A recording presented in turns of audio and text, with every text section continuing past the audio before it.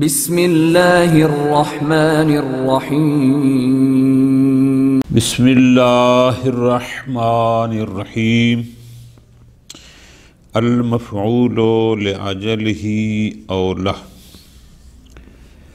بحث ہماری منصوبات کی شروع ہوئی تھی۔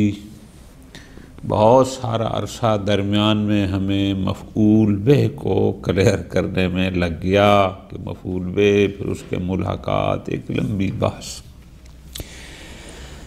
بحمداللہ کسی حد تک وہ مکمل ہوئی۔ اب بحث شروع ہوئی ہے المفعول لأجلہ۔ اس کو مفعول لأجلہ بھی کہتے ہیں اور مفعول لہ بھی کہتے ہیں۔ مفعول لأجلہ، مفعول لہ، یہ مصدر ہوتا ہے جو فعل کے بعد ذکر ہوتا ہے، یہ بیان کرنے کے لیے کہ یہ فعل کیوں انجام دیا گیا۔ دوبارہ توجہ فرما لیں کہ مفعول لہ یا مفعول لأجلہ یہ وہ مصدر ہوتا ہے جو فعل کے بعد ذکر کیا جاتا ہے، اس لیے کہ یہ وضاحت کرے، یہ بتائے کہ یہ فعل کیوں انجام پایا۔ ایک بات ہے یہاں اس کتاب میں نہیں ہے لیکن دیگر کتاب میں ہے، ویسے میں آپ کو بتا دیتا ہوں، لکھ لیں تو آپ کا فائدہ ہے۔ ایک مفعول لہ تحصیلی ہوتا ہے اور ایک مفعول لہ حصولی ہوتا ہے۔ دونوں مثالوں میں ہر قسم کے آئیں گے۔ اس میں فرق کیا ہے؟ تحصیلی اور حصولی میں فرق کیا ہے؟ فرق اس میں یہ ہے، مفعول لہ تحصیلی اسے کہتے ہیں جس کو حاصل کرنے کے لیے فعل کو انجام دیا جائے۔ فعل کو اس لیے انجام دیا گیا تاکہ وہ مفعول لہ حاصل ہو جائے، اس کو کہتے ہیں مفعول لہ تحصیلی۔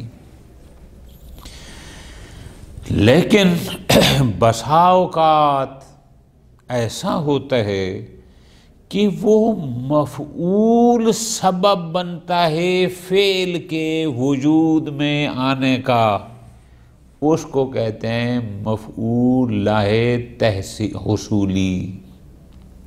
ٹھیک ہے جی، مفعول لہ تحصیلی کو مفعول لأجلہ کہتے ہیں، مفعول لہ حصولی کو مفعول من اجلہ کہتے ہیں کہ اس کی وجہ سے یہ فعل انجام پایا۔ دونوں کی مثالیں، ضربتہ تأدیباً، یہاں پر یہ مفعول لہ تأدیباً تحصیلی ہے۔ کیوں؟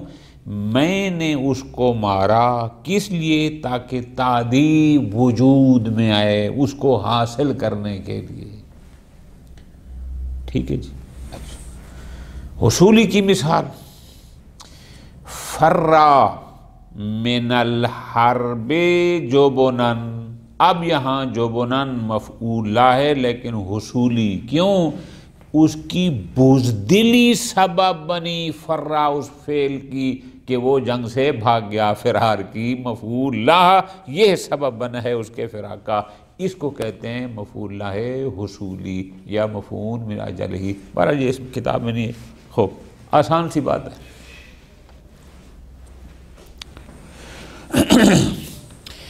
المفعول لأجلہ کسے کہتے ہیں؟ تعریف کیا ہے؟ استاد شرطونی نے اس کی تعریف یہ کی ہے، فرماتے ہیں المفعول لأجلہ یا مفعول لہ ہوا مصدر، وہ مصدر ہوتا ہے۔ ایک تو یہ طے ہو گیا کہ وہ مصدر ہوگا، فعل نہیں ہوگا، حرف نہیں ہوگا، ٹھیک ہو جی، وغیرہ وغیرہ، مصدر ہوگا۔ یذکر بعد الفعل، جسے اس فعل کے بعد، کسی بھی فعل کے بعد ذکر کیا جاتا ہے. کیوں فعل کے بعد کسی ذکر کیا جاتا ہے؟ لِإِيضَاحِ سَبَبِهِ، تاکہ اس فعل کے سبب کی وضاحت کرے، وہ بتائے کہ یہ فعل کیوں وجود میں آیا، اس کی وضاحت کرتا ہے. مثال، وَقَفَ الْجُنْدُ اِجْلَالًا لِلْأَمِيرِ، لشکر رک گیا، کھڑا ہو گیا، اجلالاً للامیر، امیر سربراہ لشکر کی تعظیم کے لیے، اس کی تجلیل کے لیے، اس کے پروٹوکول کے لیے. اب سمجھ آئی کہ یہ اجلالاً مصدر ہے، واقفہ فعل کے بعد ذکر ہوا ہے. یہ وضاحت کر رہا ہے کہ وہ فعل کہ لشکر رک گیا، بھائی کیوں رکا، اس کے سبب کی وضاحت کر رہا ہے کہ امیر لشکر کی احترام کی خاطر، تجلیل کی خاطر، پروٹوکول کی خاطر. یہ ہوتا ہے مفعول لاجل. فرماتے ہیں اجلالاً مفعول لاجلہ، یہ اجلالاً مصدر مفعول لاجل ہی ہے، یعنی مفعول لا ہے. کیوں؟ لِأَنَّهُ يُوضِحُ السَّبَبَ، چونکہ یہ وضاحت کر رہا ہے اس سبب کی، الَّذِي مِنْ أَجَلِهِ، کہ جس کی وجہ سے وَقَفَ الْجُنْدُ، لشکر رک گیا تھا. یہ اس سبب کی، کیوں لشکر رکا ہے، آخر ایک فعل وجود میں آیا وَقَفَ الْجُنْدُ، تو یہ اس کی وضاحت کر رہا ہے. وَعَلَامَتُهُ، بالکل آسان. فرماتے ہیں مفعول لہ کی علامت یہ ہے کہ وہ لما کے جواب میں واقع ہوتا ہے. مثلا اگر میں کہوں وَقَفَ الْجُنْدُ، لشکر رک گیا، ممکن ہے سامنے والا مجھ سے سوال کرے لما، کیوں رک گیا؟ تو جو لما کے جواب میں آئے گا وہ مفعول لاجلی ہوتا ہے. تو میں اگر کہتا ہوں اجلالاً للامیر، تو بس یہ چونکہ لما کا جواب میں واقع ہوتا ہے، یہ اس کی علامت ہے کہ وہ لما کے جواب میں واقع ہوتا ہے. یہ مفعول لا ہے، یہ مفعول لاجلی ہے. ٹھیک ہو گیا جی. خوب، اب آگے بالکل آسان سی باتیں ہیں، صرف تھوڑی توجہ چاہیے. بعض اوقات مفعول لہ بغیر الف لام کے ہوگا، ایک. بعض اوقات مفعول لہ الف لام کے ساتھ ہوگا، دو. بعض اوقات مفعول لہ اضافت کے ساتھ استعمال ہوگا. اب جب مفعول لہ مجرد عن الال ہو تو اعراب کیا پڑھنا ہے، مقرون بے ال ہو تو اعراب کیا پڑھنا ہے، اضافت کے ساتھ ہو تو اعراب کیا پڑھنا ہے. اب یہ اس کی حرکت ہے، اعرابی کو بیان کر رہے ہیں ان میں. بالکل آسان. فرماتے ہیں اذا کان المفعول لأجلہ مجردا من ال والاضافہ، اگر مفعول لہ پر الف لام بھی نہ ہو، الف لام سے بھی خالی ہو، والاضافہ، اضافت سے بھی خالی ہو، مضاف ہو کر استعمال بھی نہ ہو رہا ہو، فَالْأَكْثَرُ نَصَبُهُ، تو اکثر طور پر اس پر نصب پڑھا جاتا ہے. ٹھیک ہے جی، اکثراً اس پر نصب پڑھا جاتا ہے. زُيِّنَتِ الْمَدِينَةُ اِكْرَامًا لِلْمَلِكِ، شہر کو مزین کیا گیا، سنوارا گیا. کیوں؟ اِكْرَامًا لِلْمَلِكِ، بادشاہ کے اکرام کے لیے. اب یہ اکرام پر الف لام بھی نہیں ہے، یہ اضافت بھی نہیں ہے، مصدر بھی ہے، فعل کے بعد داخل ہوا، اور زینت کے بعد داخل ہوا، اور وضاحت کر رہا ہے کہ شہر کو کیوں سنوارا گیا، اکراما للملک. اب یہاں پر یہ منصوب ہے. ٹھیک ہو گیا جی. تو جب مفعول لہ الف لام سے بھی خالی ہو، اضافت سے بھی خالی ہو، اکثر طور پر منصوب ہوتا ہے. یہ اس کی مثال. وَيُجَرُّ عَلَىٰ قِلَّةٍ، لیکن قلیل بہت کم موارد ایسے ہیں کہ وہاں پر اس پر الف لام بھی نہیں ہوتا، اضافت بھی مضاف بھی نہیں ہوتا، پھر بھی وہ منصوب ہونے کی بجائے مجرور ہوتا ہے، لیکن وہ بہت کم۔ مثال یہ ہے، من امکم لرغبتن، لام نہ ہوتی تو ہوتا من امکم رغبتن فیکم، لیکن یہاں رغبتن کی بجائے ہے لرغبتن، یہاں پر مفعول جو ہے وہ مجرور ہے، لیکن یہ قلیل ہے۔ یہ ہمارا محل شاہد تھا کہ رغبتن اگر ہوتا تو بھی صحیح تھا، اس لیے کہ الف لام بھی نہیں ہے، اضافت بھی نہیں ہے، رغبتن پڑھنا چاہیے تھا، لیکن قلیلاً ایسا ہے کہ یہ مجرور ہوتا ہے جیسا کہ یہاں پر ہے۔ ٹھیک ہو، یہ ہمارا محل شاہد تھا۔ من امکم، جو شخص تمہارا قصد کرے، اما یعنی قصد کرے، جو تمہارا قصد کرے، کیوں؟ لرغبت فیکم، تم میں دلچسپی ہونے کی بنیاد پر، رغبت ہونے کی بنیاد پر، جو برا اس کو یعنی جو چاہیے ہوتا ہے وہ اس کو مل جاتا ہے، یہ آسان ہے۔ ٹھیک ہو گیا جی؟ اچھا، یا جو برا وہ اس کو چیز مل جاتی ہے، یا وہ بے نیاز ہو جاتا ہے، جو بھی تم میں تمہارا قصد کرے، تم میں رغبت رکھتے ہوئے، یعنی اس کو پھر کہیں ادھر ادھر دیکھنے کی ضرورت نہیں ہے۔ وَمَن تَكُونُوا ناصری ہے، جس شخص کے تم ناصر بن جاؤ، ینتصر، وہ مدد حاصل کر لیتا ہے۔ کیا مطلب؟ یعنی وہ کامیاب ہو جاتا ہے۔ ہمارا محل شاید لرغبتن ہے، جو رغبتن ہونا چاہیے تھا، لیکن قلیلاً مجرور واقع ہوا لرغبتن، یجر علی قلہ۔ ٹھیک ہو گیا؟ خوب، یہ تو ہو گیا وہ مفعول لہ کے جو مجرد الف لام سے اور مجرد ہو اضافہ سے۔ وَإِن كَانَ مَقْرُونًا بِأَلْ، لیکن اگر مفعول لہ مقرون بِأَلْ ہو، مفعول لہ پر اگر الف لام داخل ہو جائے، فل اکثر جرہ بالحرف، تو اکثراً وہ مجرور بالحرف ہوتا ہے، یعنی اس پر حرف جار داخل کر کے اس مفعول لہ کو مجرور پڑھا جاتا ہے۔ جیسے اسفہ عنہ لشفقت علیہ، یہ شفقہ یہ مفعول لہ ہے، ٹھیک ہے جی، لیکن چونکہ اشفقت تو لام اس پر آ گئی، اس نے اس کو مجرور کیا، شفقتاً، اشفقتاً نہیں پڑھ سکتے تھے، لہذا لام لگا کے لشفقت پڑھ دیا ہے۔ اسفہ عنہ، میں اسے چشم پوشی کرتا ہوں، اعراض کرتا ہوں، ٹھیک ہے جی، کیوں؟ لشفقت علیہ، اس لیے کہ مجھے اس پر شفقت ہے، مہربانی کی وجہ سے، ٹھیک۔ لیکن وَيُنْصَبُ عَلَىٰ قِلَّةٍ، لیکن قلیل طور پر ایسا بھی ہوتا ہے کہ مفعول لہ مقرون بے ال ہو اور پھر بھی منصوب ہو، اور جیسے ہم نے اوپر پڑھا تھا کہ اوپر پہلی صورت میں کیا تھا کہ جب مجرد تھا ال اور اضافہ سے، اکثراً منصوب قلیلاً مجرور، یہ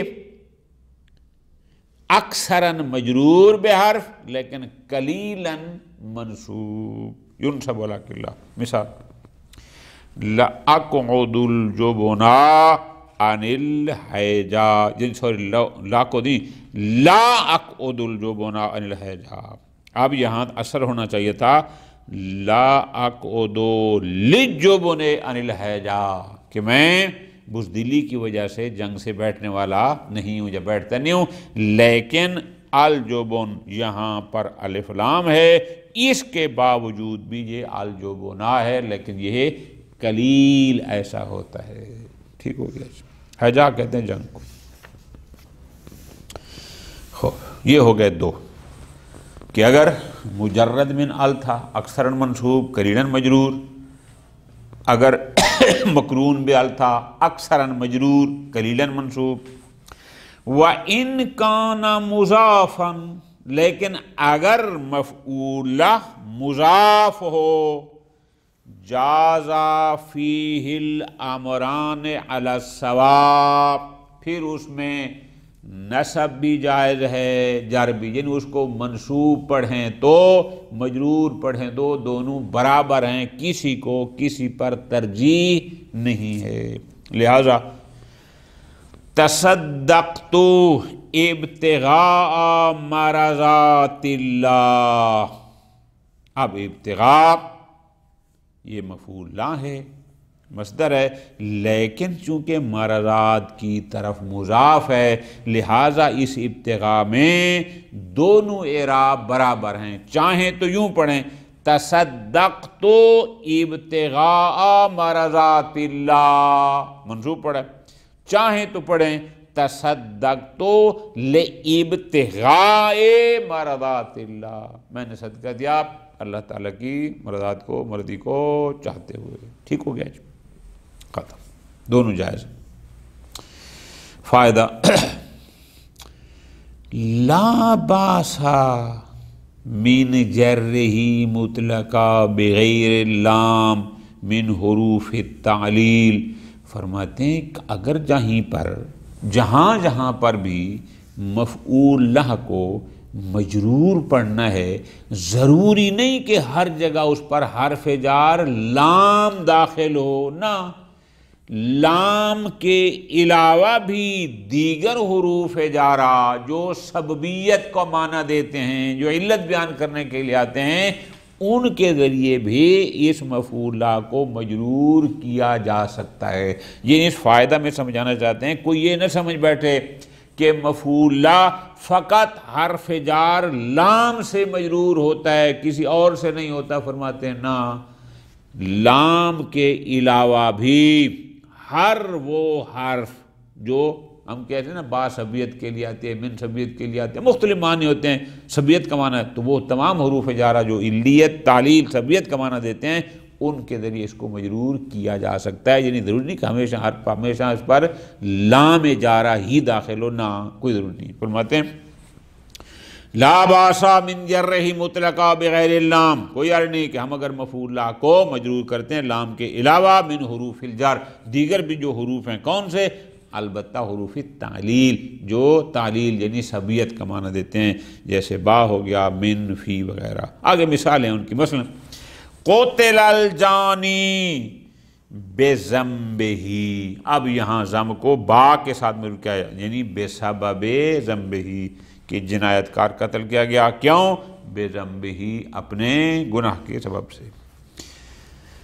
ذبتو من الشوق، یہاں من سبیہ ہے، یعنی ذبتو بسبب الشوق، کہ شوق کی وجہ سے اس میں ذبتو، ذابہ میری جان ہوتا ہے ذابہ فیہا حباً، کہ فلاں شخص محبت کی وجہ سے اس میں غرق ہو گیا، یعنی اس میں جیسے دل دادہ ہو گیا، یہ معنی ہوتا ہے۔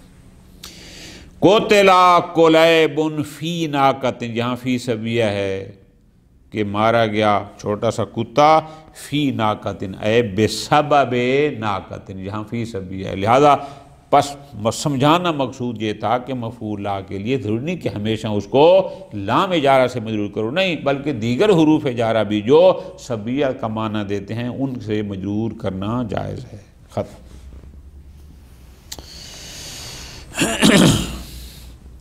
یشترط فی المصدر حتی یصح نصبہ مفعولا، پوری توجہ آقا جان۔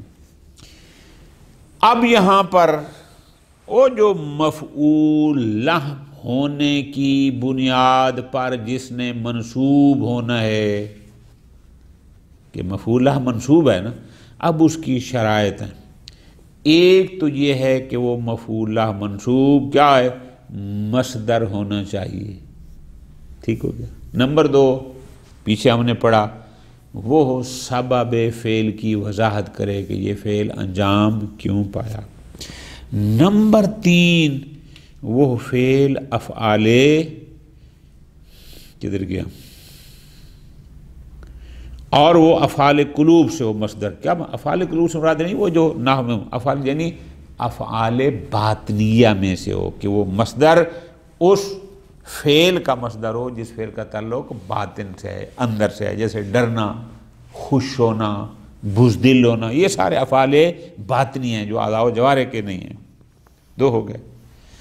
نمبر 3 مفہمن علتن، اس فعل کی علت کو سمجھانے والا ہو، بتا رہا ہو کہ یہ فعل کیوں ہوا.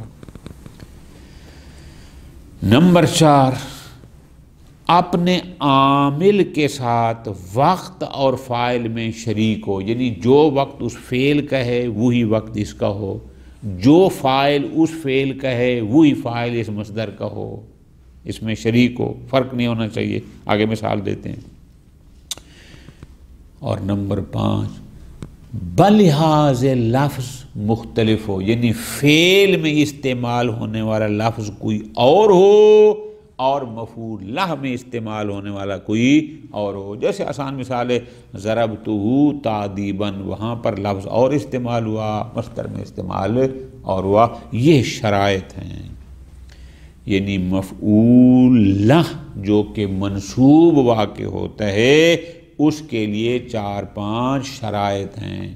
میں نے آپ کو آسان. نمبر 1 پہلی شرط یہ ہے کہ وہ مصدر ہو، دوسری شرط یہ ہے کہ وہ فعل کے بعد وہ ہو، تیسری شرط یہ ہے کہ اس فعل کے سبب کی وضاحت کرنے والا ہو، چوتھی شرط یہ ہے کہ وہ افعال باطنی سے تعلق رکھتا ہو، پانچویں شرط یہ ہے کہ وہ اپنے عامل کے ساتھ یعنی اس فعل کے ساتھ وقت اور فاعل میں شریک ہو، دونوں کا وقت اور فاعل ایک ہو، اور چھٹی شرط یہ ہے کہ لفظی لحاظ سے اس کا مخالف ہو. فعل میں جو لفظ استعمال ہوا ہے وہ کوئی اور ہو اور جو مصدر میں استعمال ہوا یہ کوئی اور ہو. آگے مثالیں دیتے ہیں انشاءاللہ. یشترط فی المصدر، مصدر میں شرط ہے. کون سا مصدر؟ حتی یصح نسبہ مفعولا لاجلہ، تاکہ مفعول لہ ہونے کی بنیاد پر اس پر نسب جائز ہو.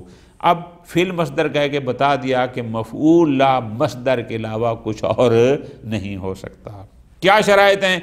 کچھ پہلے ہم نے پڑھ لی، 1 2 3 یہ ہیں. نمبر 1 ان یکون من افعال القلوب، وہ افعال قلوب. افعال قلوب وہ نہیں وہ جو وہاں پڑھتے تھے ذل تو ذنن تو، ورنہ اس سے مراد ہے یعنی جس کا تعلق افعال باطنی سے ہو، جوارح سے نہ ہو، باطن سے تعلق. جیسے میں نے گزارش کی خوش ہونا، اب یہ باطنی عمل ہے. ڈرنا، بزدل ہونا، دلیر ہونا، ان کا تعلق باطن سے ہے، اس سے ہو. مفہمن علتن، اور اس فعل کی علت سمجھانے والا ہو، سبب سمجھانے والا ہو، یہ بتانے والا ہو کہ یہ فعل آخر کیوں ہوا.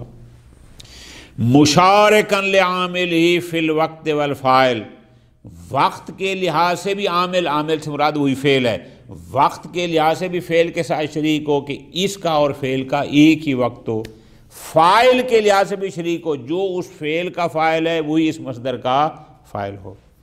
اور آخری شرط ہے مخالفن لہ فی اللفظ، بلحاظ لفظ اس کا مخالف. ان سب کی مثالیں اگلے فائدے میں آ رہی ہیں، ایک ایک کر کے بتاتا ہوں.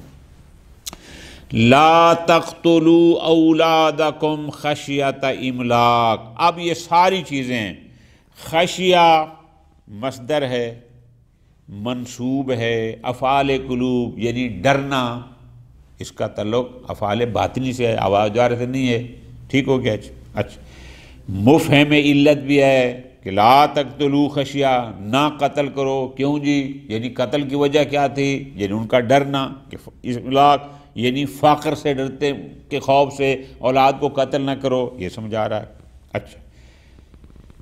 وقت اور فاعل ایک ہے، یعنی لا تقتلوا انتم خشیہ، وہ بھی تم کہ تم ڈرتے ہو.